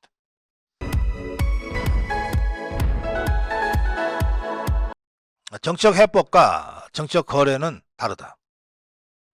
어제 중앙당 윤리위원회가 김재원, 태영호 두 최고위원에 대한 징계를 내렸습니다. 최고위원 사퇴를 거부한 김재원은 당원권 정지 1년, 그리고 윤리 직전에 최고위원을 사퇴한 태영호는 당원권 정지 3개월, 한 명은 중징계, 한 명은 경징계를 받았습니다. 두 사람이 이렇게 희비가 엇갈린 것은 최고위원 자진 사퇴했냐 안 했냐, 뭐 이것 때문인 것 같습니다. 태영호의 이 최고위원 사퇴라고 하는 정책 해법 수용이 결과적으로 윤리 결정에 상당한 영향을 미쳤다는 것인데, 윤리위 부위원장 전주혜 의원은 정책으로 책임지는 자세를 보였다는 점에서 최고위원 사퇴 표명은 징계 수준을 정하는데 당연히 반영될 것이라 생각하고 저도 그런 의견을 가지고 있다. 윤리회의 직전에 이렇게 입장을 밝히고 들어갔어요. 반면에 윤리위의 정책 해법 주문을 수용하지 않고 버틴 김재원 최고위원은 1년 당원권 정지라는 무거운 징계를 받게 됐습니다. 1년 당원권 정지면 내년 총선 공천이 원천적으로 불가능해집니다. 그런데 제가 어제 이 속보를 보고 여의도 뒷담화에서도 짧게 문제 제기했습니다만,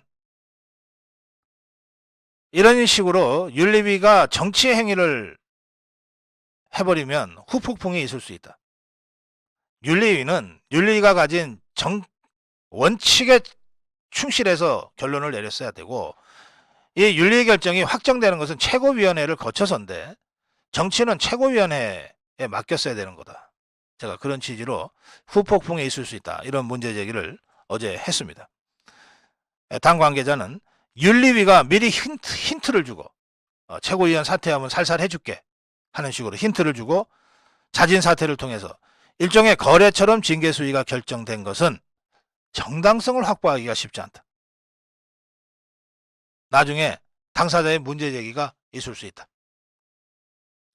김재원이 당원권 1년 중징계를 받은 김재원이 이거 절차상 문제가 있다고 하고 법적 대응에 나설 경우에 사태가 더 심각하게 꼬일 수 있다. 일단 그런 상황으로 번질 것 같지는 않습니다. 태영호는 윤리의 결정을 겸허히 수용하겠다 했고, 윤리의 결정 직후 김재원도 당원과 국민 여러분께 송구스러운 마음뿐이다. 앞으로도 당과 나라에 도움이 되는 일을 찾아 계속하겠다고 했으니까 즉각 불복, 재심 요청, 이런 식의 그 이준석이 그 허접한 이 지저분한 행보처럼 갈 것 같지는 않습니다. 그러나 이 문제 관련해서 저는 정치력을 발휘해서 지도부가 정치적 해법을 찾아가는 것과 정치적 거래로 비치는 것은 전혀 차원이 다른 문제다. 이건 이제 우리 국민들, 그리고 84만 책임당원들과 400만 우리 국민의힘 당원들이 판단할 문제이긴 합니다만, 김재원과 태영호의 두 엇갈린 행보, 그리고 각각 따로 나온 중징계와 경징계, 이것이 국민의힘 지도부의 정치적 해법에 따른 결과라고 생각하면 그냥 넘어가게 될 겁니다. 그러나 이게 어떤 형태로든 얍삽한 정치적 거래의 결과라고 생각하게 되면 이 문제는 생각보다 심각한 후유증을 안게 될 것이다.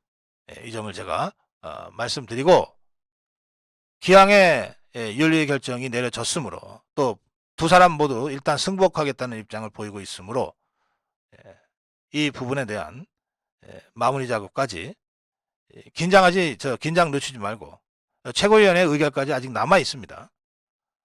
잘 마무리해 나가야 될 것이다.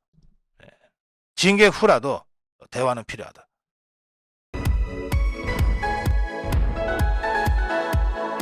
박원순 다큐 상영 금지해야 한다. 이건 말도 안 되는 겁니다. 상영 금지시켜야 됩니다. 조선일보는 사설로 이 문제를 다루고 있습니다.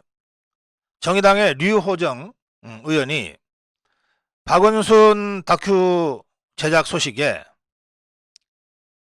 강력하게 비판했다는 말씀 제가 전해 드렸는데, 류호정의 발언은 이렇습니다.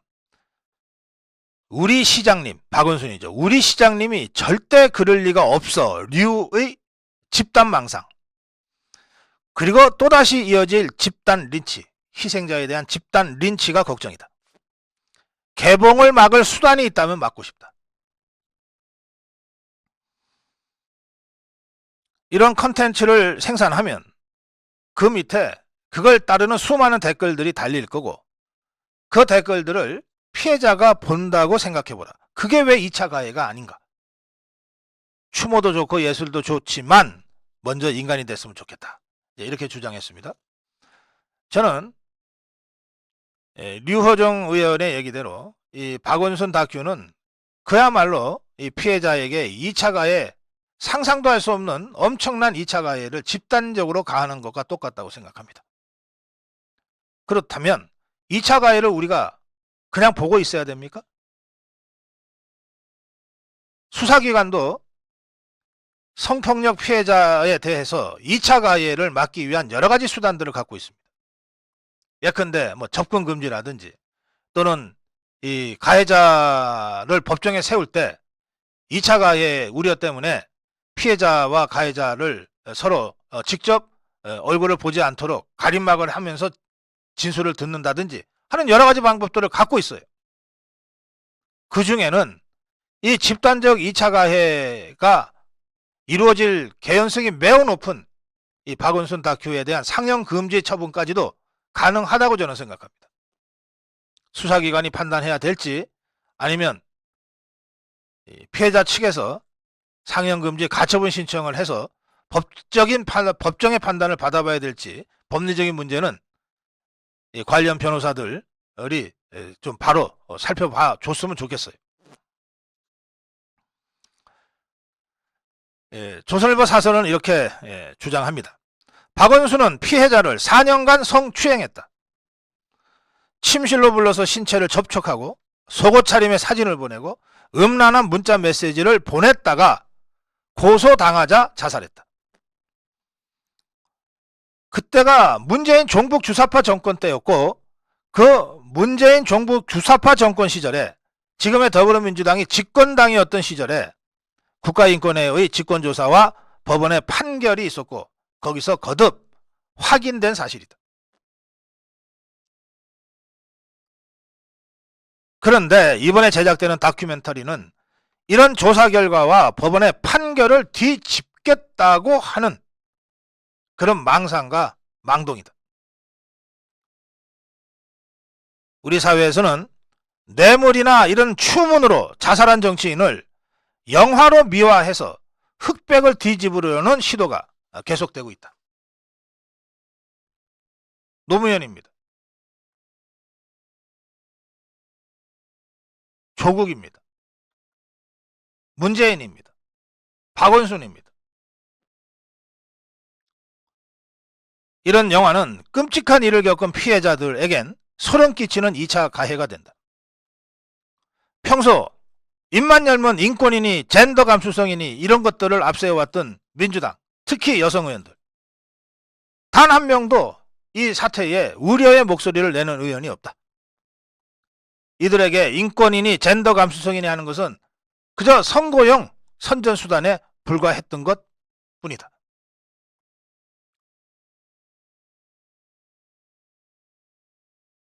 더 심한 것은 민주당은 박원순 성추행, 성폭력 사건 초기부터 피해자 보호가 아니라 피해자 린치에 앞장섰다.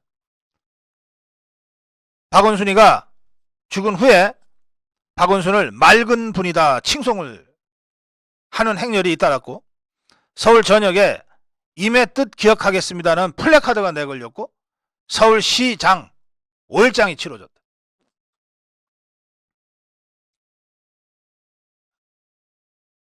더 기가 막힌 것은 바로 그때 민주당 여성 의원들이 피해자를 피해자가 아니라 피해 호소인, 피해를 당했다고 호소하고 다니는 사람이라는 회개한 용어를 만들어서 널리 유포하는 데 앞장섰다. 가해자를 미화하고 피해 여성을 위협하고 조롱하는 2차 가해를 서슴없이 저질렀다. 지금 더불어민주당 국회의원들, 특히 여성 국회의원들의 침묵은 그 연장선상에 있는 것이다. 지난달 박원순의 유족은 박원순의 묘를 경기 남양주에 있는 모란공원, 이른바 민주열사 묘지에 이장을 했는데, 그때 제가 이거 논평 한번 한 적이 있습니다. 박원순의 묘는 전태일의 묘 바로 뒤다.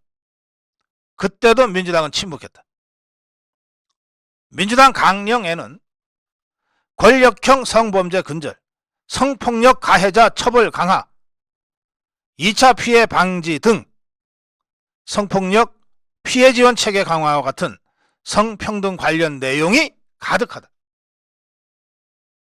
이 모든 것들이 지킬 생각은 하나도 없고 오로지 표만 생각한 얍삽한 립서비스에 불과했다고 하는 것이 지금 현실에서 입증되고 있는 것이다.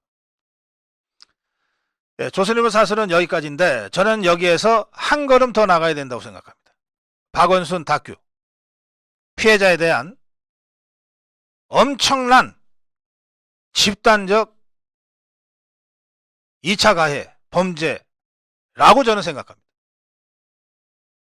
박원순 다큐 상영 취소를 위한 행동이 필요하다. 누구든 먼저 일어서야 한다. 박원순 다큐 상영 금지 처분을 해야 한다.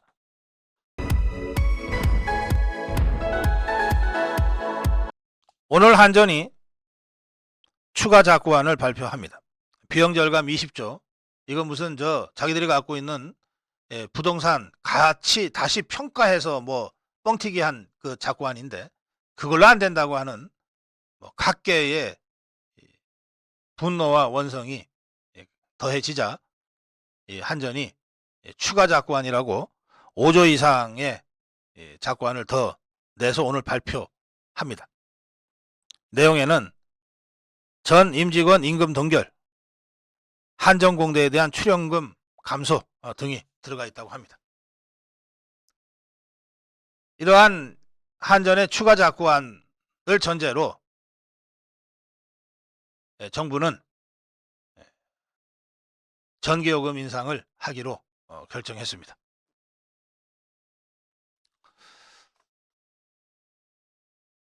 전 직원 임금 동결은 자회사를 포함한 차장급 이상 간부 8,500여 명이 올해 임금 인상분 1.7%를 반납하는 형식으로 동결한다는 것이고요. 거기에 여의도에 있는 남서울본부 건물 매각, 양재동 한전아트센터 임대 등등의 작구체액이 들어가서 모두 5조 규모의 추가 작구안을 낸다는 겁니다. 한마디만 하겠습니다.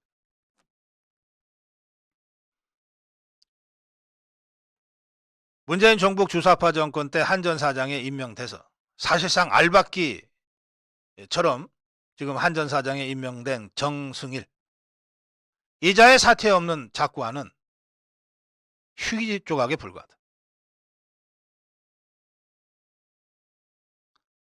산자부가 전기요금 인상을 결정하는 주무부처인데 가장 일 못하는 부처로 지금 원성이 자자합니다. 사태가 이런데도 정성일이 하나 사퇴시키지 못하고 추가 작구안 5조 추가 작구안 그거 하나 달랑 보면서 한전 전기요금 인상을 해줘요? 누구 진짜 복장 터져 쓰러지는 꼴 보고 싶습니까? 이창양 장관, 자리를 걸고 정성일이부터 사퇴시키세요. 작구안 그 다음 얘기예요.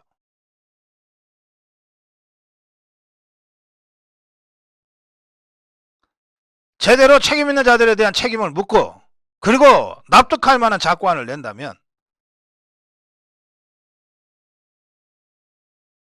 국민들도 고통분담 차원에서 지금 한 자리 숫자 전기요금 인상보다 더한 것도 감내할 수 있어요. 이창양 산자부 장관, 정승일 한전사장 사태에 자리를 걸라. 그 정도 각오가 없으면 어떻게 국민들 앞에 이 정도 자구할 테니 도와달라고 얘기할 수 있겠는가?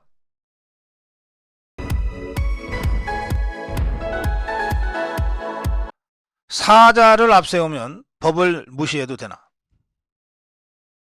사자를 앞세우면 법을 무시해도 되나? 예, 우리나라의 전통 문화 중에는 죽음에 대한 관대함이라고 하는 것이 있습니다. 아무리 죄를 많이 지은 사람도 일단 생을, 유명을 달리하면 허물 다 덮어주는 저는 이거 아름다운 미풍양속이라고 생각을 합니다. 그러다 보니까 사자를 앞세워서 뭘 하면 웬만한 건 통하고 웬만한 건 무시해도 괜찮다는 잘못된 또 하나의 떼법이 관행처럼 만들어졌어요. 그거 아닙니다. 사자에 대한 존중은 존중이고 현실적으로 저질러지고 있는 불법에 대한 단호한 경찰력의 행사는 그것대로 해야 됩니다. 어제 민노총 소속 건설노조 3,000여 명이 경찰청 앞에서 집회를 열고 윤희근 경찰청장 파면을 요구하면서 시위를 했습니다. 그런데 이 건설노조는 경찰의 거듭된 경고에도 불구하고 집회 시위 소음 기준을 수차례 위반했어요. G10법 위반한 겁니다. 현행범들이에요. 또 평일 퇴근 시간에 이 집회를 열어서 서울 도심이 일대 교통체증을 맞았습니다.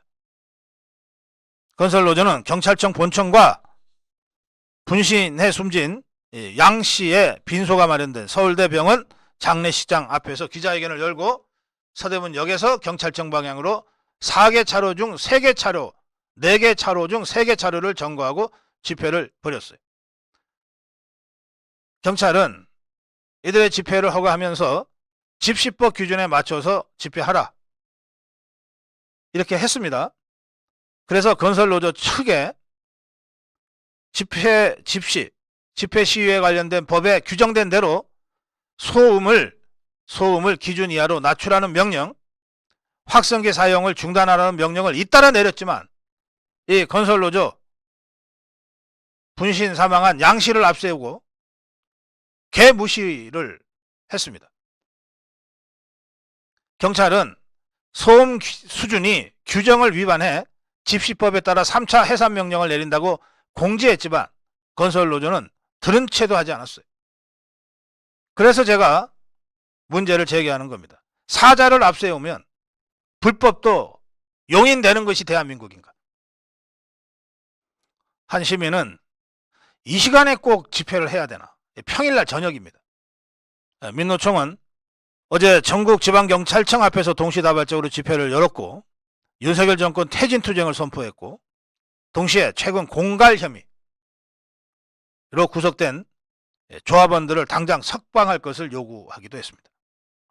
문재인 종북 주사파 정권 때였다면 통했을지 모르겠어요. 그러나 윤석열 정부에서는 이런 사자를 앞세운 떼법이 통하도록 방치해서는 안 됩니다. 다시 한번 말씀드립니다. 사자에 대한 존중과 예우는 그것대로 해야 됩니다.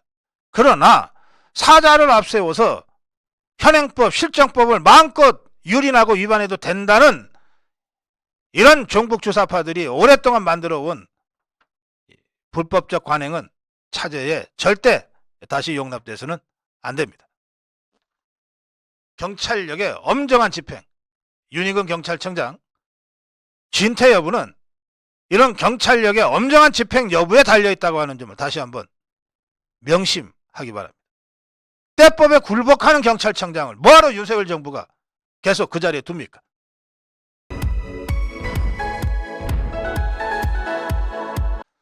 홍준표가 이재명이를 만나서 뭐 정치 잘 모르는 사람들이 대통령실에 있다. 당대표가 옹졸해서 말을 잘 안 듣는다.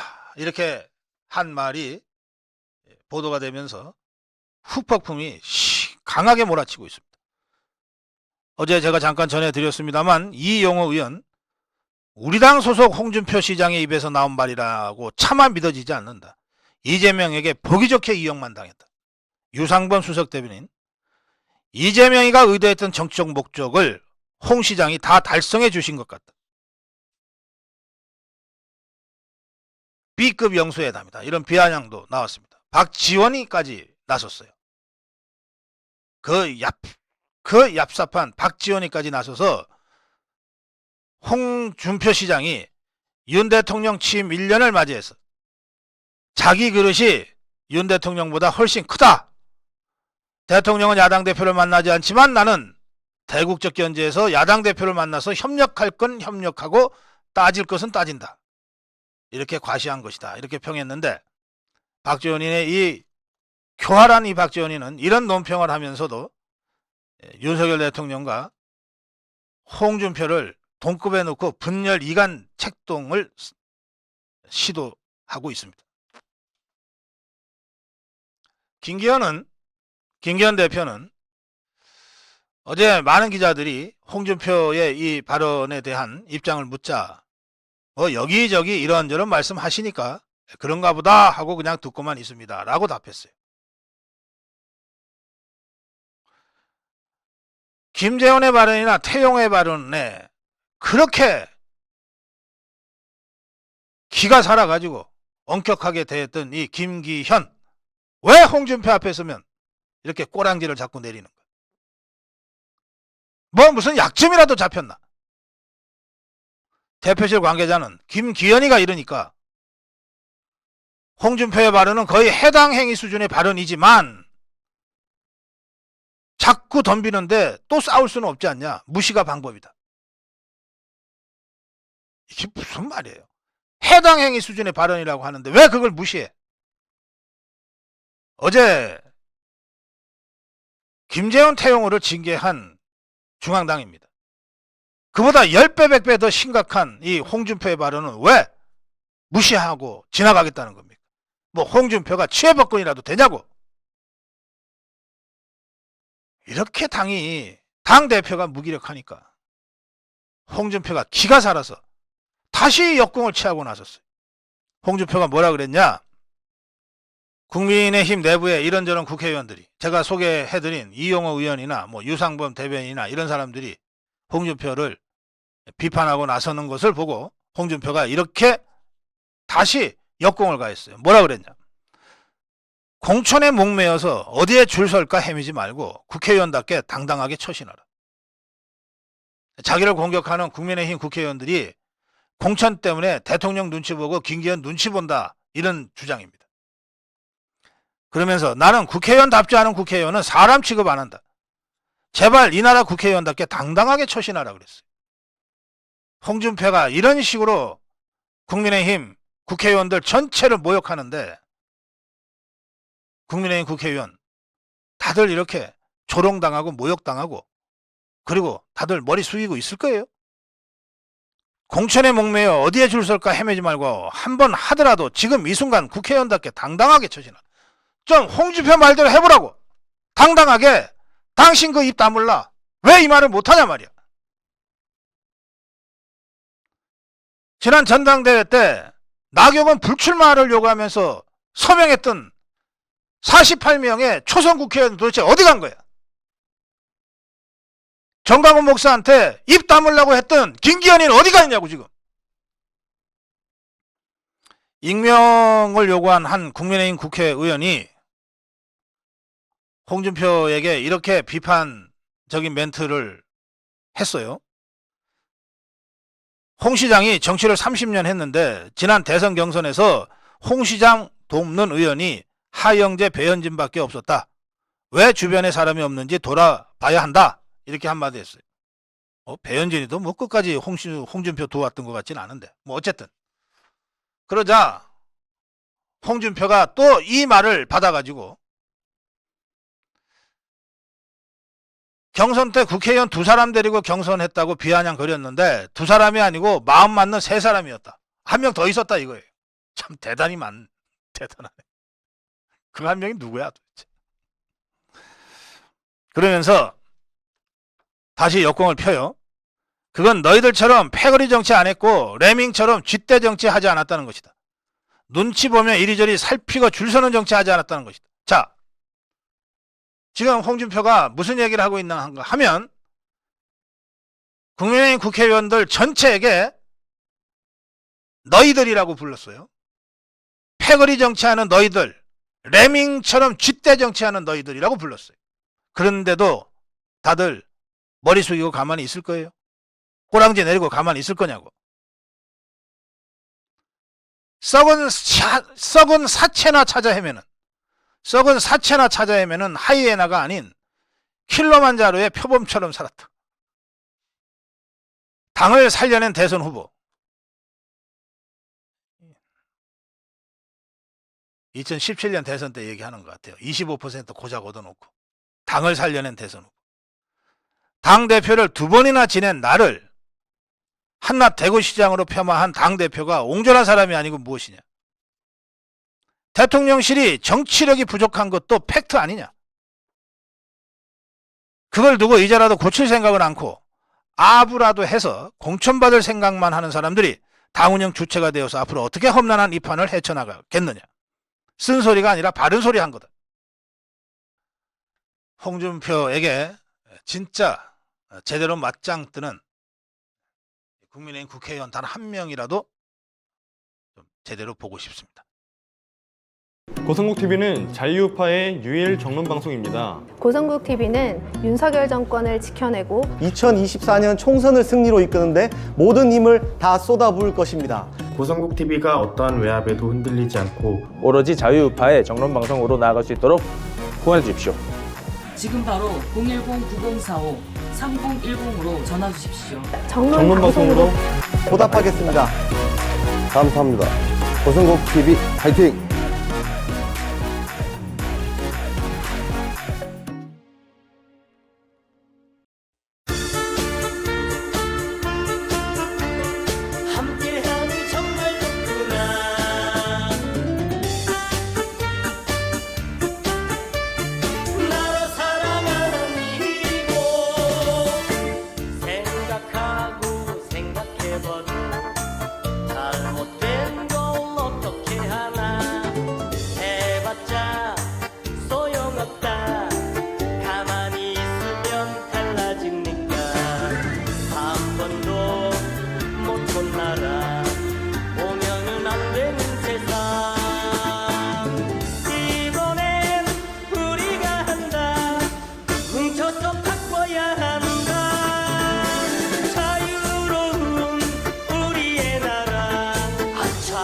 저들의 나라 어림없다 걱정 없다 아미고가 지킨다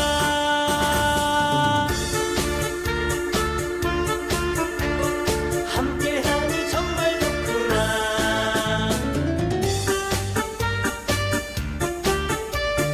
나라 사랑하는 이곳 생각하고 생각해봐도 잘못된 걸 어떻게 하나 해봤자 소용없다 가만히 있으면 달라집니까 한 번도 못 본 나라 오면은 안 되는 세상 이번엔 우리가 한다 뭉쳐서 바꿔야 한다